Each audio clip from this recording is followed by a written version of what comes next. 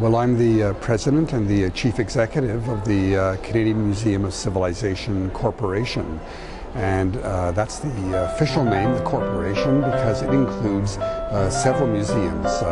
The Canadian Museum of Civilization itself, also the Canadian War Museum, and then within the Museum of Civilization there's a children's museum, there's IMAX, there's also a postal museum, and so it's really quite a nice, large cultural institution. It's the largest museum in Canada. It has collections of artifacts that number in the millions, very large exhibition spaces, many permanent exhibitions as well. We focus on human history, the social history of Canada, on Canada's relationship with other cultures, civilizations in the world. We also focus in the War Museum on Canada's military history, and in the Children's Museum on educational opportunities for young people. So altogether then, it's a very large, very successful cultural institution. There are some wonderful museums elsewhere in the country, but this one really stands out for the range of topics, subject areas that we cover, and also for the creativity. We're very well known for our innovative and creative ways of presenting information and involving the visitor who comes to see our exhibitions.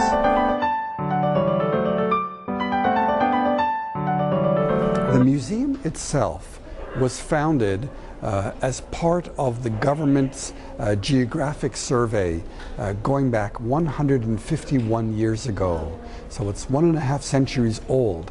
The museum has gone through different phases in its development. It used to be known as the National Museum of Canada. Then it was known as the National Museum of Man. And since 1986, it's been known as the Museum of Civilization.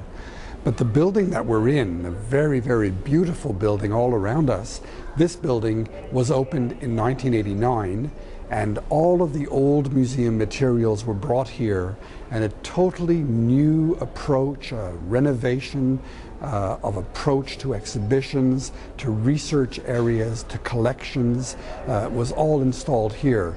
So in a sense, this very old museum is now in a very new building, and you have a combination of old and new.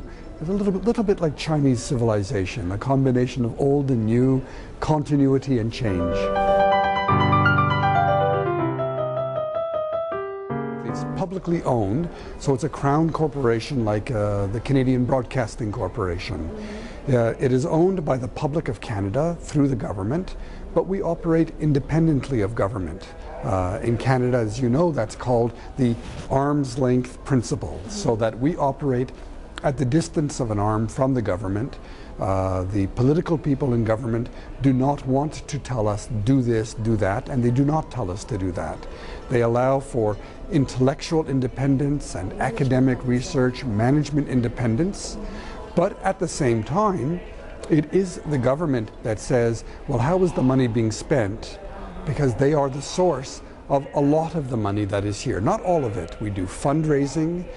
We charge, of course, entry fees at the door. We generate more revenue than any other museum in the country. And so in that respect, we do very nicely commercially, but the government is still a major source of funds because of all the research work that we do. We receive in this building 1,346,000 visitors a year through the doors. We count them electronically, so we don't make this number up. This is an audited number. 1,346,000 visitors last year came through the door. And at the War Museum, the Museum of Military History, we had 475,000 visitors. So as a corporation, it's nearly 2 million visitors that come through our major history institution. From a visit almost 4 years ago from the man who is then the director of the National Museum of China, Pan Zhenzhou, and based in Beijing on the east side of Tiananmen Square.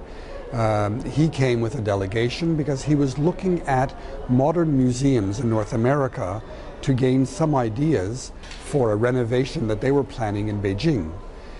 I then went back to Beijing and to some other cities. We sat, we talked, and what emerged from our discussion was the idea, why don't we have an exhibition of the treasures from the National Museum of China, and in return we have an exhibition in Beijing a year later of treasures from Canada's National Museum, the Museum of Civilization. So it's a reciprocal exchange of exhibitions that are really done in a balanced way between two equal partners, two national museums. That was the origin of the idea about 4 years ago. Well, since then, there's been a tremendous amount of work that has gone on. Work involving our researchers and researchers at the museum in Beijing, work involving our text writers. They are called interpreters. They are people who develop the scripts and the interpretation and the explanations about the objects in an exhibition. Work involving the designers, of course, the people responsible for the transportation of artifacts. Many, many different people from our side, from Beijing's side, meeting together at different times and creating what is now a wonderful exhibition that has just opened its doors. It's not special funding from the government. The government gives us each year, voted through Parliament, a basic grant. And after that, the government just does not say, do an exhibition on this or do a project on that. We are totally independent in how to decide how to spend the money. So the decision to have an exhibition on China was our decision as the people responsible for the museum. And we made that decision because fundamentally, there is so much for people in Canada to learn about China.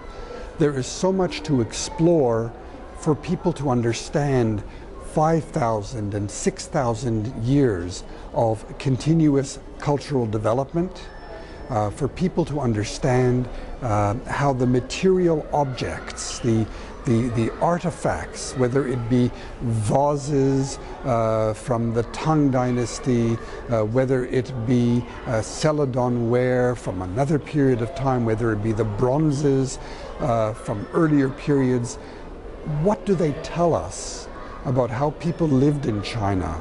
What do they tell us about the social relations between individuals who may have given gifts from one person to another?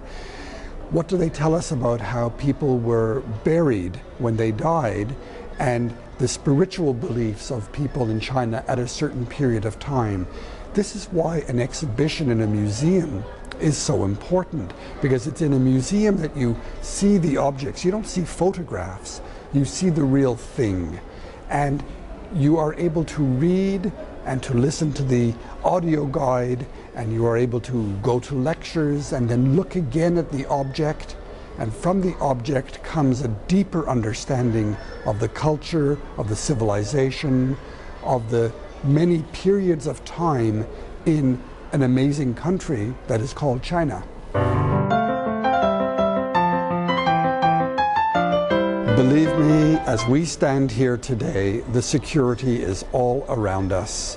And if you think you're taking pictures of me, think how many pictures we're taking of you and everybody else who's around, because we have to watch very carefully.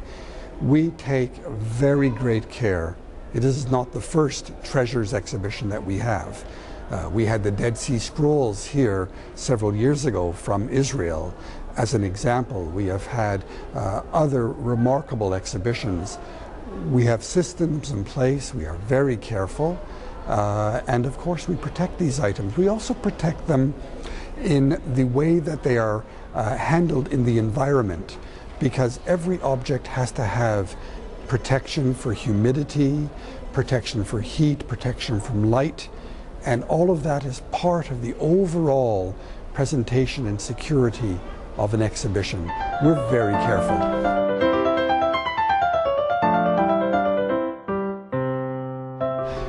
You know, I don't think there is actually a single financial estimate, because each item is very valuable in and of itself.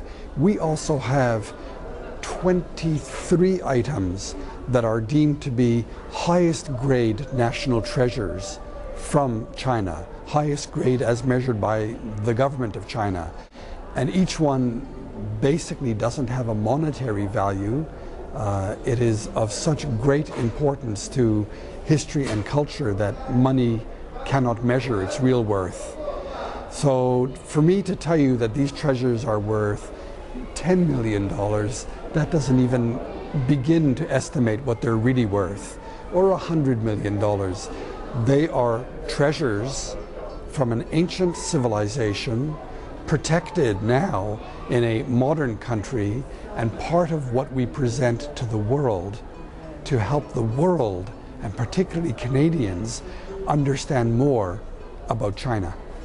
We are bringing an exhibition next year, 2008, on the ancient peoples of Canada, and these are treasures from the Aboriginal peoples of Canada, in order to help to explain how Canada, while it is a young country, is actually peopled by individuals who are themselves ancient in their roots, in their cultures, and in their understandings, and therefore a much more sophisticated understanding of Canada and its diversity, Canada and its many cultures, Canada and its many voices.